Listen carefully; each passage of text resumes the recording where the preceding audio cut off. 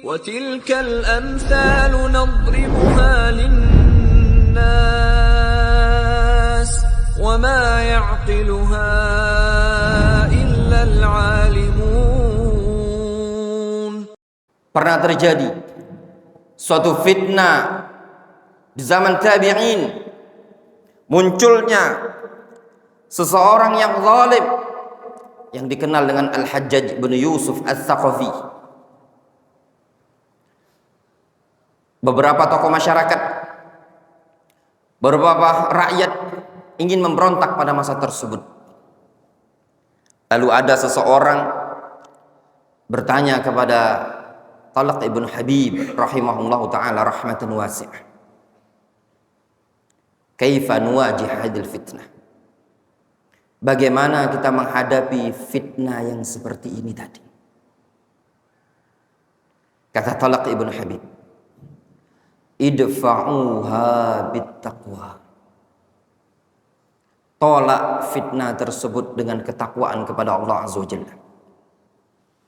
Mereka pun bertanya kepada Talq ibn Habib, apa itu takwa? Kata Talq ibn Habib,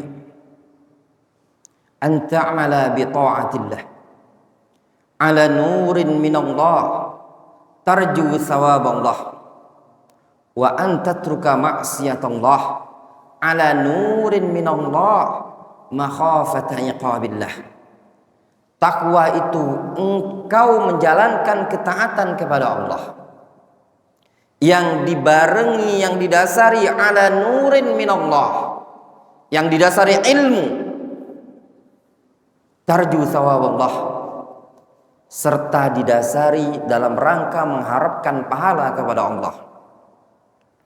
Dan takwa itu, kata Talq ibn Habib, wa antatruka ma'siyatullah, engkau meninggalkan maksiat, ala nurin min Allah, yang didasari ilmu, kemudian makhafata iqabillah, serta didasari takut terhadap azab Allah subhanahu wa ta'ala. Sehingga pada takwa terdiri dari prinsip-prinsip yang harus diperhatikan. Takwa dibangun pada prinsip al-amal wa tark, mengamalkan perintah, meninggalkan larangan.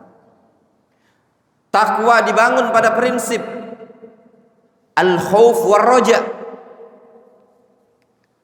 rasa takut dan rasa harap kepada Allah Azza wa Jalla.